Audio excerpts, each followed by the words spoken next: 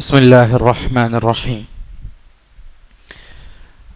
الحمد لله رب العالمين، والصلاة والسلام على رسوله الأمين وعلى آله وصحبه أجمعين، أما بعد، فأعوذ بالله من الشيطان الرجيم. بسم الله الرحمن الرحيم.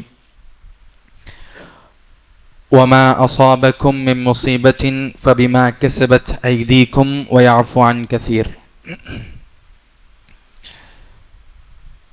اللہ رب العالمین کا بے پناہ شکر و احسان ہے کہ اللہ تعالیٰ نے ہم تمام کو ایک ایسی مجلس میں بیٹھنے کا موقع نصیب کیا جس کو اللہ کے فرشتے گھیر لیتے ہیں اور اللہ کی جانب سے جس مجلس پر سکونت نازل ہوتی ہے۔ حاضرین، میں نے آپ کے سامنے سورہ شورى آیت نمبر 30 تلاوت کی ہے، جس میں اللہ تعالیٰ کہتا ہے وَمَا أَصَابَكُم مِّن مُّصِيبَةٍ فَبِمَا كَسَبَتْ أَيْدِيكُم، لوگوں پر جو بھی مصیبت آتی ہے اس مصیبت کا سبب وہ لوگ خود ہوتے ہیں، یعنی ان کا عمل ہوتا ہے، ان کی غلطیاں، ان کی کوتاہیاں، ان کے گناہ ہوتے ہیں جو انہیں اللہ کے عذاب کا باعث بنا دیتی ہیں۔ میں جو بات آج آپ کو بتانے جا رہا ہوں وہ کچھ ایسی بات ہے، سیدھے الفاظ میں بولوں تو بہت سیدھی بات ہے، لیکن بہت پتے کی بات ہے، اور جو آیتیں اور احادیث میں پیش کر رہا ہوں ان میں سے ایک بھی آپ درمیان میں چھوڑ دیں گے، آپ کو بات صحیح سے سمجھ نہیں آئے گی۔ ہر ایک کا تعلق آگے والی آیت اور حدیث سے رہے گا۔ انشاءاللہ سنیں گے آپ لوگ انشاءاللہ۔ پہلے میں نے کہا کہ ہم پر جو عذاب آتا ہے یا کسی بھی قوم پر جو عذاب آتا ہے وہ کیوں آتا ہے؟ اس کی اپنی غلطیوں کی وجہ سے۔ یہ پہلا پوائنٹ یاد رکھیں گے آپ، ہم پر جو عذاب آتا ہے کیوں آتا ہے؟ ہماری اپنی غلطیوں کی وجہ سے۔ دوسری بات یہ کہ عذاب کیا آتا ہے، کس چیز کو عذاب کہتے ہیں؟ عذاب آسمان سے بارش بن کر بھی آ سکتا ہے، طوفان بن کر بھی آ سکتا ہے، سیلاب بن کر بھی آ سکتا ہے، زلزلہ بن کر بھی آ سکتا ہے، یا سونامی بن کر بھی آ سکتا ہے، یا آسمان سے پتھر برس سکتے ہیں، یا مہینوں تک بارش نہیں ہوئی، سارا اناج سوکھ گیا، بھوک سے انسان مر جائیں گے۔ یہ سب عذاب ہیں عذاب۔ عذاب بہت سے قسم سے اللہ رب العالمین لوگوں پر نازل کرتا ہے، بہت سے عذابات ہیں۔ اب آپ ہم سے اللہ تعالیٰ خطاب کرتا ہے امت محمدیہ سے۔ پہلا پوائنٹ میں نے آپ کو کیا بتایا کہ ہماری غلطی کی وجہ سے عذاب آتا ہے، اور عذاب کی بہت سی شکلیں ہیں۔ دوسری بات یہ ہے کہ اللہ تعالیٰ ہم سے کہتا ہے سورہ انعام آیت نمبر 60 پر 5 میں قُلْ هو القادر على ان يبعث عليكم عذابا من فوقكم او من تحت ارجلكم او يلبسكم شيعا ويذيق بعضكم بأس بعض انظر كيف نصرف الآيات لعلهم يفقهون۔ اللہ کہتا ہے ہم سے، پہلے والی امتوں سے نہیں، ہم سے، امت محمدیہ سے اللہ تعالیٰ کہتا ہے کہ اے محمد کے ماننے والوں، ہم اس بات پر قادر ہیں۔ کس سے بول رہے اللہ؟ میرے اور آپ سے۔ اے محمد کے ماننے والوں، ہم اس بات پر قادر ہیں کہ آسمان سے تمہارے اوپر عذاب آ سکتا ہے، زمین سے تمہارے اوپر عذاب آ سکتا ہے، یا او یلبسکم شیعا، یا اللہ تعالیٰ تمہیں آپس میں بھڑا سکتا ہے، تمہیں آپس میں کیا کر سکتا ہے؟ لڑا سکتا ہے۔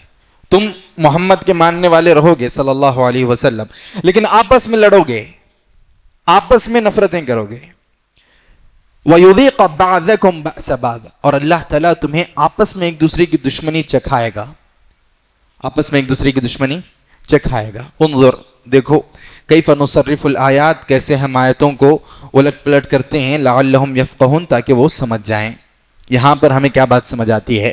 ہم پر، امت محمدیہ پر آسمان سے عذاب آ سکتا ہے، زمین سے بھی عذاب آ سکتا ہے، یا ہم آپس میں لڑ کر دشمنیوں کا شکار بھی ہو سکتے ہیں۔ تین چیزوں کی وارننگ اللہ نے دی کس کو؟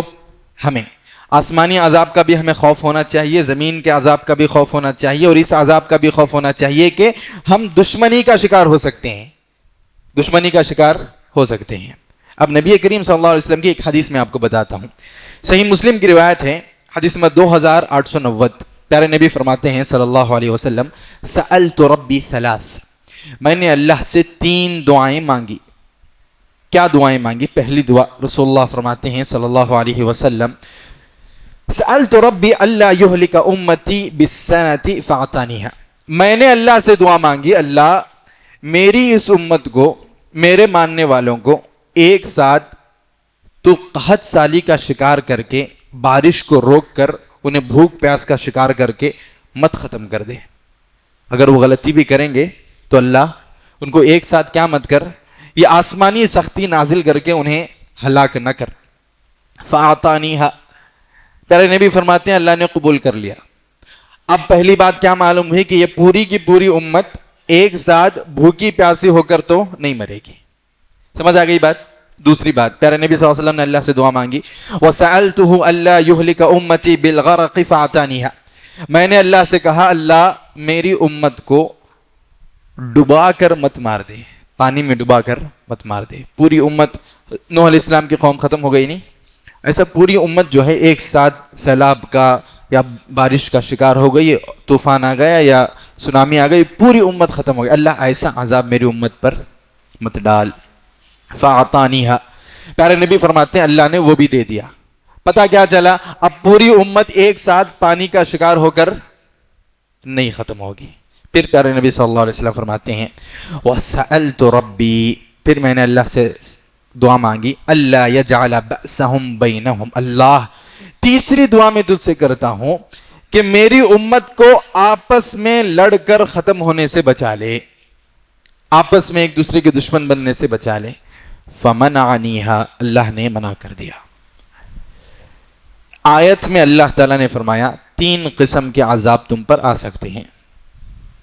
نبی کریم صلی اللہ علیہ وسلم نے ان میں سے 2 قسم کے عذاب سے پناہ مانگی اور اللہ نے وہ دے دیا۔ تیسرا عذاب جو اللہ نے بھی ذکر کیا تھا، پیارے نبی صلی اللہ علیہ وسلم نے بھی اس عذاب سے پناہ مانگی تو اللہ تعالیٰ نے منع کر دیا۔ اس سے ہمیں پتہ چلتا ہے، ایک ظاہری امکان ہے، بہت بڑا امکان ہے کہ اس امت پر اگر اجتماعی شکل میں پوری امت پر اگر ایک قسم کا عذاب آ سکتا ہے تو وہ یہ کہ یہ پوری امت آپس میں بھیڑ جائے گی یا کسی کی دشمنی کا شکار ہو جائے گی، کسی دشمنی کا شکار ہو جائے گی یا آپس میں بھیڑ جائے گی۔ یہ پوری امت پر آ سکتا ہے عذاب۔ اتنا اندازہ ہو گیا؟ یہاں تک میں نے جو آپ کو بتایا آپ کو یاد ہے؟ اچھی طرح یاد ہے ہاں، کہ اللہ تعالیٰ عذاب جو بھیجتا ہے ہماری غلطیوں کی وجہ سے بھیجتا ہے۔ دوسرا، اللہ کے عذاب بھیجنے کے طریقے الگ الگ ہیں، لیکن پیارے نبی صلی اللہ علیہ وسلم نے ہمارے لیے چند دعائیں کی، وہ قبول ہوئی، لیکن ایک دعا قبول نہیں ہوئی تو چانسز یہ بنتے ہیں کہ ہم اس مصیبت کا شکار ہو سکتے ہیں۔ وہ کیا؟ آپسی نفرت یا کسی دشمنی کا شکار۔ یہاں تک ہم بات کو روکتے ہیں۔ اب ایک سوال ہے کہ اللہ تعالیٰ کسی امت کو عذاب میں کب ڈالتا ہے؟ یہ بات آپ اچھی طرح یاد رکھنا، میں دوبارہ آخر میں پوچھوں گا آپ کو جو ختم ہوئی۔ اللہ تعالیٰ کسی امت کو عذاب میں کب ڈالتا ہے؟ کن غلطیوں کی وجہ سے اللہ امت کو ختم کر دیتا ہے؟ کون سی غلطیاں ہیں جس پر اللہ اتنا غصہ ہوتا ہے کہ پوری کی پوری امت ختم کر دیتا ہے؟ ایسی بہت سی غلطیاں ہیں، جیسے کہ اللہ تعالیٰ نے ایک قوم کو صرف ناپ تول میں کمی بہت زیادہ کرنے کی وجہ سے ختم کر دیا۔ ایک قوم کو اللہ تعالیٰ نے بد فعلی کی وجہ سے ختم کر دیا۔ لیکن ایک کامن گناہ ہے، ایک کامن غلطی ہے جو ہر قوم میں پائی گئی اور اللہ تعالیٰ کو غصہ دلانے کا سب سے بڑا سبب بنی، اور اس وجہ سے اللہ ہم سے پہلے بہت سی امتیں برباد کر چکا ہے۔ وہ کیا غلطی ہے معلوم؟ وہ غلطی یہ ہے، توحید کو جاننے کے بعد توحید کی دعوت نہ دینا، شرک کو پہچاننے کے بعد دوسروں کو شرک سے نہ روکنا۔ یہ غلطی جب قوم میں آتی ہے، پہلے اللہ اس کو ذلیل کرتا ہے، پھر اللہ اس کو برباد کر دیتا ہے۔ یہ کامن غلطی ہے جو ہر قوم میں ہمیں دیکھنے کو ملتی ہے، جہاں اللہ تعالیٰ بہت زیادہ غصہ ہو گیا تھا۔ اب چلو سمجھنے کے لیے ایک مثال ہم لے لیتے ہیں، ایک قوم کو ہم جاننے کی کوشش کرتے ہیں، بنی اسرائیل۔ اللہ رب العالمین سورہ بقرہ آیت نمبر 122 میں فرماتا ہے یا بنی اسرائیل اذکروا نعمتی التی انعمت علیکم وانی فضلتکم علی العالمین. اے بنی اسرائیل. بنی اسرائیل کون جانتے ہیں آپ؟ ہاں سب لوگ جانتے ہیں بنی اسرائیل حضرت موسیٰ علیہ السلام کی قوم. ان سے اللہ کہتا ہے اے بنی اسرائیل کے لوگوں، ہم نے تمہیں جو نعمتیں دی ہیں ان کا ذکر کرو، شکر کرو. وَأَنِّي فَضَّلْتُكُمْ عَلَى الْعَالَمِينَ، اور تمہیں جو ہم نے سب سے اچھی نعمت دی ہے، سب سے بڑی نعمت دی ہے وہ یہ کہ اب روئے زمین پر تم سے زیادہ افضل کوئی نہیں ہے، تم سب سے افضل ہو. سب سے اونچا پوسٹ اللہ تعالیٰ نے کس کو دیا؟ کس کو دیا؟ بنی اسرائیل کو. وہ باقی رہا، ختم ہو گیا، اور اللہ نے ان کو برباد بھی کیا. اب ان کی بربادی کے چند وجوہات قرآن سے ہم دیکھتے ہیں. کیا ہوا بنی اسرائیل میں؟ پہلی غلطیوں میں اللہ تعالیٰ سورہ مائدہ آیت نمبر 70 پر 9 میں ذکر کرتا ہے کانوا لا يتناهون عن منکر فعلوا لبئس ما كانوا يفعلون. اللہ کہتا ہے بنی اسرائیل جب بگڑنے لگے تو شروعاتی ان کا بگاڑ کیا تھا کہ وہ لوگوں کی غلطی کو بتانے سے رک گئے. انہیں معلوم تھا یہ غلط کر رہے ہیں. کانوا لا يتناهون عن منکر فعلوا، غلطی کو دیکھ کر بھی کیا نہیں کرتے تھے؟ کیا نہیں کرتے تھے؟ روکتے نہیں تھے. ان کو معلوم تھا غلطی ہے لیکن کیا نہیں کرتے تھے؟ روکتے نہیں تھے. اب ایک بات آپ ذہن میں رکھو، جب بھی میں اچھے کام کا حکم بولتا ہوں آپ ذہن میں توحید کا حکم لانا. برائی سے روکنا میں کہتا ہوں تو آپ ذہن میں کیا لانا؟ شرک سے روکنا، کیونکہ سب سے بڑی بھلائی توحید ہے، سب سے بڑی برائی شرک ہے. ٹھیک ہے، اس کو ہم اوپر رکھتے ہیں توحید اور شرک کو. تو اللہ رب العالمین فرماتا ہے کہ وہ لوگ لوگوں کی برائی دیکھتے تھے اور اسے کیا نہیں کرتے تھے؟ روکتے نہیں تھے. شرک کے درجے کے برائیاں ان کے اندر آنے لگ گئی تھی. اس کے باوجود جو جانتے تھے وہ لوگ کیا نہیں کرتے تھے؟ کیا نہیں کرتے تھے؟ روکتے نہیں تھے، منع نہیں کرتے. پھر اور تھوڑا ان کی غلطی میں پروگرس آتا ہے. اللہ فرماتا ہے سورہ اعراف آیت نمبر 160 پر 5 میں فَلَمَّا نَسُوا مَا ذُكِّرُوا بِهِ أَنْجَيْنَا الَّذِينَ يَنْهَوْنَ عَنِ السُّوءِ وَأَخَذْنَا الَّذِينَ ظَلَمُوا بِعَذَابٍ بَئِيسٍ بِمَا كَانُوا يَفْسُقُونَ. اللہ کیا فرماتا ہے؟ پھر کیا ہوا؟ وہ لوگ بھول گئے. کیا؟ لوگوں کو برائی سے روکنا بھی ایک ہماری ذمہ داری ہے. وہ بھول گئے. انہیں یاد ہی نہیں تھا کہ ہمیں یہ کام بھی کرنا ہے. ہمیں دنیا میں زندگی گزارنے کے ساتھ ساتھ لوگوں کو اچھی بات بتانا ہے، برائی سے روکنا ہے. یہ ذمہ داری بھول گئے. اب ان کو یاد ہی نہیں ہے ذمہ داری. وہ دین سے مراد کیا سمجھ گئے؟ صرف عبادتیں، صرف نمازیں، روزے، اذکار، یہ دین ہے. انہوں نے جو امر بالمعروف والنہی عن المنکر کا فریضہ تھا اس کو عبادتوں کی کیٹیگری سے باہر بھول گئے. ان کو تو یاد ہی نہیں ہو عبادت. تو اللہ فرماتا ہے ایسے وقت میں انجینا الذین ینہون عن السوء، ان میں سے جتنے گنے چنے لوگ لوگوں کو برائی سے روکتے تھے، قرآن کا ترجمہ ہے یہ جو میں بتا رہا ہوں، ان میں سے جو چند لوگ لوگوں کو برائی سے روکتے تھے صرف ان کو ہم نے بچایا. صرف ان کو ہم نے بچایا. وَأَخَذْنَا الَّذِينَ ظَلَمُوا بِعَذَابٍ بَئِيسٍ، اور جو لوگ نہیں کرتے تھے یعنی جو ظلم کرتے تھے، ظلم یعنی لوگوں کو برائی سے نہ روکنا. اب ایک بات اچھی طرح آپ یاد رکھیے، برائی کرنا بھی ظلم ہے، برائی کو دیکھ کر خاموش رہنا بھی ظلم ہے. ٹھیک ہے، کیونکہ اللہ یہاں فرماتا ہے جو لوگ روکتے تھے ان کو ہم نے بچایا اور جو ظلم کرتے تھے ان کو ہم نے پکڑ لیا، یعنی جو نہیں روکتے تھے. پتا کیا چلا؟ بنی اسرائیل کی گرفت کی وجہ کیا بنی؟ وہ لوگوں کو بتانا چھوڑ دیے برائی کے بارے میں. اور ایسے وقت میں بھی اللہ نے کس کو بچایا؟ جو گنے چنے لوگ برائی سے روکتے تھے نہیں، اللہ نے ان کو بچا دیا. اور اللہ کی قسم آپ عہد کیجئے کہ پوری سوسائٹی کام کرے یا نہ کرے، پوری مسجد کام کرے یا نہ کرے، کوئی بھی کام کرے یا نہ، آپ اکیلے اس گاؤں میں ایسے ہیں جو توحید کا کام کرتے ہیں، اللہ تعالیٰ توحید کا کام کرنے کی وجہ سے آپ اکیلے بھی اگر ہوں اللہ آپ کی حفاظت کرے گا. ایک حدیث میں ہے کہ اللہ نیک لوگوں کو بھی ان کے درمیان مار دے گا، لیکن نبی کریم صلی اللہ علیہ وسلم کی احادیث اور آیتیں بتاتی ہیں کہ اگر وہ نیک بندہ دوسروں کو روکنے والا اور اچھے کام بتانے والا ہو اللہ اس کو بچا لیتا ہے، اگرچہ کہ وہ ایک ہی کیوں نہ ہو. اس کے لیے تاریخ میں ہمیں بہت سی مثالیں ملتی ہیں. خیر، تو آپ یہ بات یاد رکھیے، جب اللہ عذاب بھیجتا ہے تو جو لوگ اس میں برائی سے روکنے والے ہوتے ہیں ان کو اللہ تعالیٰ بچا لیتا ہے، باقی سب کو کیا کر دیتا ہے؟ عذاب میں ملوث کر دیتا ہے. اب اللہ تعالیٰ بنی اسرائیل کو اللہ نے فضیلت دی، ان کے اندر ایک غلطی آئی کہ وہ لوگوں کو برائی سے روکنا چھوڑ دیے, اللہ نے انہیں برباد کر دیا, ان کی فضیلت گئی. قومی برباد ہو گئی تو فضیلت کہاں رہتی؟ اب ہم لوگ آئے, ہم لوگ مطلب امت محمدیہ, ہم لوگ آئے, اللہ تعالیٰ نے ہم سے کہا سورہ آل عمران آیت نمبر 110 میں, کنتم خیر امت اخرجت للناس تأمرون بالمعروف وتنہون عن المنکر, اب تم سب سے بہترین امت ہو جو اب تک بھیجے گئے ہو. تم کیا ہو؟ اب فضیلت کس کے پاس ہے؟ یہ ہمارے پاس.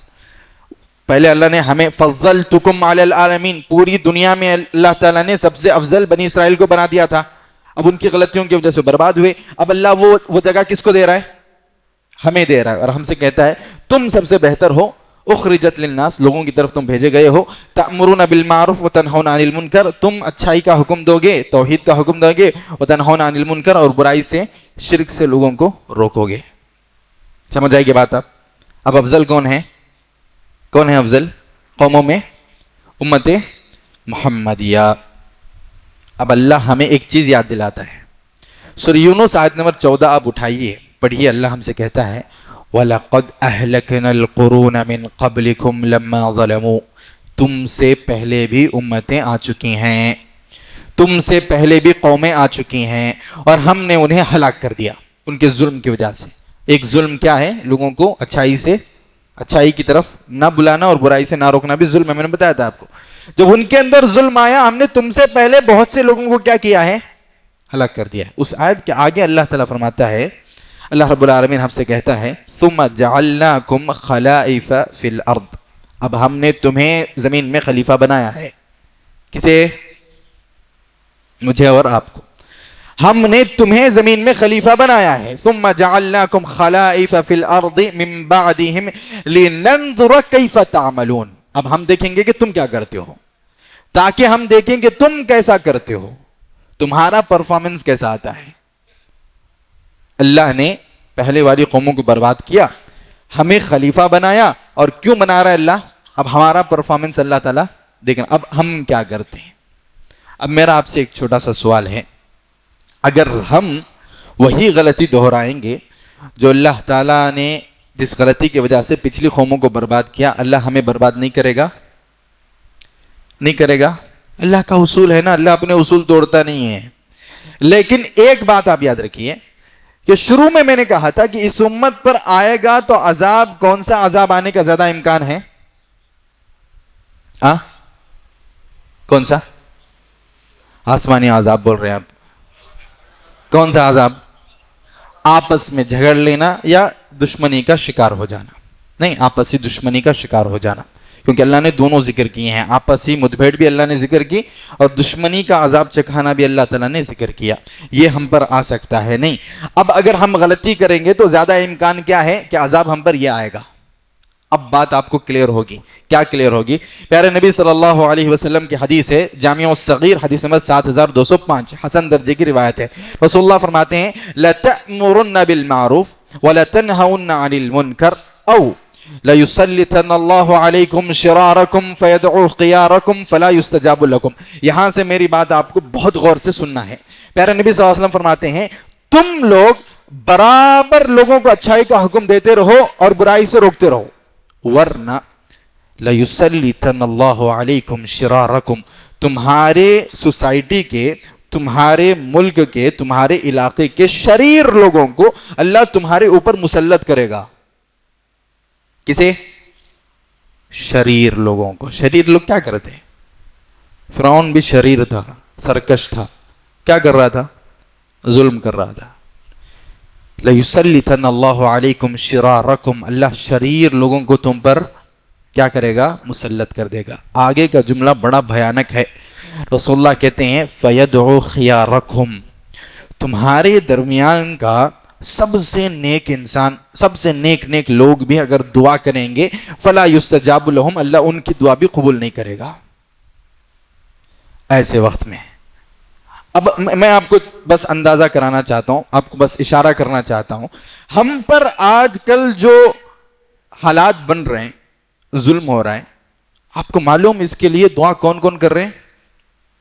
ہر مسجد میں دعا, ہر مسجد میں, حرمین میں دعا, رمضان میں دعا، لیلۃ القدر میں حرمین کے امام دعا کرا رہے ہیں.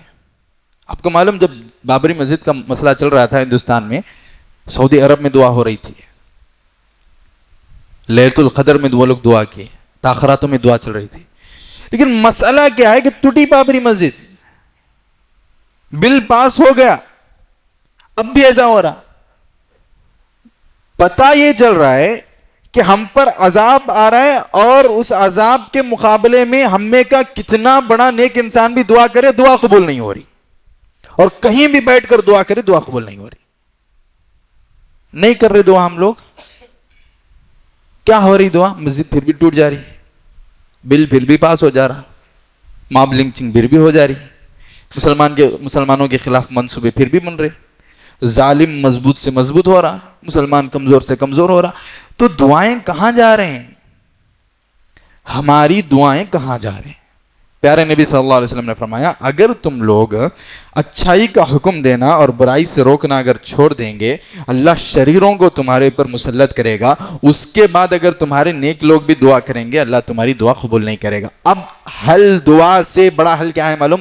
دوبارہ واپس آؤ، جو غلطی ہوئی اس غلطی کو پہلے سدھارو. دوبارہ کیا کام شروع کرنا؟ اچھائی کا حکم دینا اور برائی سے روکنے کا کام. پیارا نبی صلی اللہ علیہ وسلم کی ایک اور حدیث ہے، ترمذی حدیث میں 2160 پر 9، والذی نفسی بیدی، اس ذات کی قسم جس کے ہاتھ میں میری جان ہے، لتأمرن بالمعروف ولتنہون عن المنکر او لیشکن اللہ ان یبعث علیکم عقابا منہ ثم تدعونہ فلا یستجاب لکم. پیارا نبی صلی اللہ علیہ وسلم نے فرمایا، اس ذات کی قسم جس کے ہاتھ میں میری جان ہے، اگر تم نے لوگوں کو اچھی بات بتانا اور برائی سے روکنے کا کام چھوڑ دیا، اللہ اپنی جانب سے ایک عذاب تمہاری طرف بھیجے گا، اور اس کے بعد اللہ اس عذاب کے مقابلے میں تمہاری دعا بھی قبول نہیں کرے گا. سمجھ گئے؟ علامہ اقبال کا ایک مشہور شعر ہے، تیری بربادیوں کے مشورے ہیں آسمانوں میں. سنا آپ نے؟ وطن کی فکر کر ناداں مصیبت آنے والی ہے، تیری بربادیوں کے مشورے ہیں آسمانوں میں. اگر ہم یہ سمجھ رہے ہیں کہ مسلمان کے خلاف بل پارلیمنٹ میں پاس ہو رہا ہے تو غلط، آسمان میں پاس ہو رہا ہے. ہو کہاں پاس ہو رہا ہے؟ آسمان میں، جس کی وجہ سے دعا بھی کیا نہیں ہو رہی، اس کے مقابلے میں قبول نہیں ہو رہی. پارلیمنٹ میں اگر پاس ہوتا تو اللہ اس کے مقابلے میں دعا کو ترجیح نہیں دیتا. اللہ دعا اللہ رب العالمین قبول نہیں کرتا، ضرور کرتا. اگر وہ بل آسمان سے آ رہا ہے اور اللہ نے اس کے پیچھے دعا نہ قبول کرنے کی شرط بھی لگا دی ہو، اب تو پٹنا مرنا ہے. یہاں تک بات سمجھ آ گئی آپ کو؟ اچھی طرح سمجھ آ گئی. اب میں آپ سے ایک آخری بات کہتا ہوں، وہ یہ کہ دیکھو، دعوت کا جو کام ہے، توحید بتانا، شرک سے روکنا، بہت بڑی ذمہ داری نہیں. آپ کے اپنے اہل و عیال میں، آپ کے اپنی سوسائٹی میں، آپ کے اپنے ماحول میں کوئی آئے یا نہیں آئے، ہم لوگ جماعت پوری آندھی اس کا انتظار کرتے ہیں. ایک بناؤ بھائی، ایک سسٹم بناؤ، سب لوگ گشت کرنے جائیں گے. اس کا آپ انتظار مت کیجیے. ایسی چیزیں عام طور پر کامیاب نہیں ہوتی. آپ اپنی سطح پر، بات صرف توحید اور شرک کی ہے، بہت بڑا مسئلہ نہیں ہے. آپ کے گھر میں، آپ کے رشتہ داروں میں بھی توحید اور شرک کا مسئلہ ہے، وہاں تک عالم نہیں آ سکتا. بھائی عالم آپ آئے یہاں اگر بول سکتا ہے عالم، آپ کا رشتہ دار جو شرک کر رہا ہے اس کو کہاں عالم بتا سکتا ہے؟ بتا سکتا ہے؟ وہ آپ کی ذمہ داری. اور آپ یاد رکھو، پیارے نبی صلی اللہ علیہ وسلم کی حدیث ہے، ابو داؤد حدیث نمبر 4330 پر 9. یہ حدیث ہر مسلمان کو کم سے کم اس کا مفہوم یاد رہنا. پیارے نبی صلی اللہ علیہ وسلم نے فرمایا، ما من رجل یکون فی قوم یعمل فیہم بالمعاصی یقدرون علی ان یغیروا علی فلا یغیروا الا اصابہم اللہ بعذاب من قبل ان یموتوا. اتنی سخت حدیث ہے. پیارے نبی صلی اللہ علیہ وسلم فرماتے ہیں، تم میں کا کوئی انسان کسی قوم میں زندگی بسر کر رہا ہے، کسی سوسائٹی میں زندگی بسر کر رہا ہے، کسی خاندان میں زندگی بسر کر رہا ہے، اور اس میں لوگ غلطی کر رہے ہیں، گناہ کر رہے ہیں، شرک کر رہے ہیں، اور تمہارے پاس اتنی تو طاقت ہے کہ تم ان کو روک سکتے ہو، تم ان کو بتا سکتے ہو، لیکن پھر بھی تم نہیں بتاتے. یہ سب کے سب جملے کس کے ہیں؟ رسول اللہ کے. میں آپ کو اردو میں بتا رہا ہوں. تم کسی قوم میں زندگی بسر کرتے ہو، اس قوم میں غلطیاں ہو رہی ہیں، اور اس کو بتانے کا تم حق رکھتے ہو، اس کو بتانے کا تم اقتدار رکھتے ہو، لیکن تم نہیں بتاتے. الا اصابهم اللہ بعذاب من قبل ان يموتوا، اللہ تعالیٰ اس انسان کو موت نہیں دے گا جب تک کہ اللہ اس کو دنیا میں عذاب نہیں دے دیتا. یہ انڈیویجولز کی بات ہو رہی، قوم کی نہیں. ایک انسان کا اللہ کے رسول نے ذکر کیا. ما من رجل، ایک آدمی ایک سوسائٹی میں رہتا ہے، اس سوسائٹی میں لوگ غلط کام کرتے ہیں، وہ اس کو منع کر سکتا ہے لیکن منع نہیں کرتا، تو اس ایک آدمی کو اللہ اس وقت تک موت نہیں دے گا جب تک کہ اس کو دنیا میں اللہ عذاب نہیں دیتا. حدیث صحیح ہے. تو اجتماعی انقلاب کا انتظار مت کیجیے. آپ کے خاندان کا آدمی اجتماعی انقلاب آنے تک شرک کی حالت میں مر جائے گا. آپ کا بھائی، آپ کی بہنیں جو شادی شدہ ہو کر باہر ہیں، شرک چل رہا ہے، بدعت چل رہا ہے، کوئی سلفی عالم ان کے گھر جا کر نہیں بتا سکتا. وہ آپ کا ریڈار ہے، وہ آپ کی استطاعت کے اندر آنے والی چیز ہے. آپ ان کے درمیان جینے والے ہیں، عالم ان کے درمیان جینے والا نہیں ہے. وہ آپ کی ذمہ داری ہے. اگر آپ ان کو بتائیں گے نہیں، رسول اللہ کی حدیث کہتی ہے کہ آپ اس وقت تک نہیں مریں گے جب تک کہ اللہ آپ کو دنیا میں عذاب نہیں دیتا. اچھا، ایک چیز کیا ہے، ہم لوگ ہیں نے دعوت و تبلیغ سے مراد ہم لوگوں کے درمیان کیا ہے کہ ہم سٹیٹس رکھ دینے کو بھی تبلیغ کا کام سمجھتے ہیں. ایک میسج فارورڈ کر دینے کو بھی تبلیغ کا کام ہو سکتا ہے، یہ تبلیغ کا کام ہوگا، لیکن اس کے آثار، اس کے جو اثرات ہیں مکمل طور پر ختم ہونے کو آ گئے. کوئی سٹیٹس نہیں دیکھتا. میں آپ کو ایک مثال دیتا ہوں. دیکھو کہ آپ کسی انسان کو شادی پر بلانے کے لیے اس کو واٹس ایپ میں رخا ڈال دو. تھوڑا حیثیت کا انسان رہا تو نہیں آتا. اس کو گھر جانا پڑتا، اس کے گھر جا کر بیٹھ کر اسے بڑے اچھے انداز میں رخا دیا تو انہیں شادی کو آ رہا، اور آپ ایک سٹیٹس رکھ دیا تو انہیں اسلام میں آ جاتا، انہیں توحید میں آ جاتا. نہیں آتا. انہیں ایک چھوٹی سی دعوت گھر میں آ کر بلانے تک نہیں آتا، تو توحید کی دعوت میں اسٹیٹس دیکھ کر کیسا آ جاتا؟ آ سکتا. گھر جانا پڑتا آپ کو، یہ نبی کی سنت ہے. گھر جانا پڑتا آپ کو، یہ نبی کی سنت ہے. یہ بات آپ اچھی طرح یاد رکھیے. اور یہ بھی آپ مت سمجھیے کہ دیکھو ہم میں سے کون بھی کام نہیں کر رہے. عام طور پر تو کیسا معاشرہ ہے کہ فکر نہیں کسی کو بھی. ہم مسجد میں کام چل رہا بس ہے، ان لوگوں کی کوئی فکر نہیں. اب ہم میں کہ ہر ایک انسان پر اگر عذاب آ گیا تو ہمارے ذہن میں ایسا شک آتا ہوگا، پھر اس کے بعد تو اور بھی نہیں بچ جاتے کام کرنے والے. نہیں، اب ہم بھی مر گئے تو کون کرتا کام؟ تو اللہ تو ہمیں نہیں مارے گا، ایسا نہیں ہے. اللہ کو کوئی ضرورت نہیں ہے ہماری. اللہ تعالیٰ فرماتا ہے سورہ محمد آیت 38 فَإِن تَتَوَلَّوْا يَسْتَبْدِلْ قَوْمًا غَيْرَكُمْ ثُمَّ لَا يَكُونُوا أَمْثَالَكُمْ. اللہ میرے اور آپ سے کہتا ہے اگر تم بھی مکر گئے وعدے سے، تم بھی وعدے سے مکر گئے، تمہیں چینج کر کے ہم دوسری قوم لائیں گے اور وہ تمہاری طرح نہیں ہوں گے. ایک مثال، میری یہ آخری بات ہے، مثال ہے اس کو سمجھانے کے لیے. ایک واقعہ ہے 650 پر 6 عیسوی ہجری چل رہی، 650 پر 6 ہجری چل رہی، تقریباً 1250 پر 8 عیسوی چل رہی. بغداد کی سٹوری ہے یہ. بغداد میں مسلمان ہیں، مسلمانوں کے علم کا ہیڈ کوارٹر ہے بغداد. اس وقت میں ہر قسم کا علم، بڑے سے بڑا سائنسدان، بڑی سے بڑی یونیورسٹی اس وقت بغداد میں ہے اور مسلمانوں کا ہیڈ کوارٹر ہے. آپ سمجھے اس کو. مسلمانوں کے اندر دعوت و تبلیغ کا کام رک گیا. سب سے پہلے کیا ہوا معلوم؟ بغداد میں شیعہ سنی کے فسادات شروع ہو گئے. صبح شام شیعہ سنی کے مناظرے، صبح شام. کام توحید کا کام چھوڑ دیے، شرک سے روکنے کا کام چھوڑ دیے، آپس میں لڑ رہے ہیں. ایک وقت ایسا آ گیا اور اس دوران میں ایک جنگلی قوم تھی، تاتار. معلوم آپ کو تاتاری ایک جنگلی قوم تھی. اس قوم نے بغداد پر حملہ کر دیا اور تقریباً 20 لاکھ مسلمانوں کو انہوں نے مار دیا. کتنے؟ معمولی کیا تعداد، 20 لاکھ. 20 لاکھ مسلمان مر گئے. یہ کب ہو رہا ہے واقعہ؟ 650 پر 6 میں. 650 پر 6 میں تاتار آئے، بغداد کے مسلمانوں کو سب کو انہوں نے ختم کر دیا. بغداد کس کے قبضے میں ہے؟ تاتاریوں کے قبضے میں. 650 پر 6، 690 پر 4، میں کیا ہوا معلوم؟ تاتاری مسلمان ہو گئے. کیا ہوا؟ وہ قوم جو آ کر مسلمانوں کو ختم کر دی تھی اب انہیں مسلمان ہو گئی.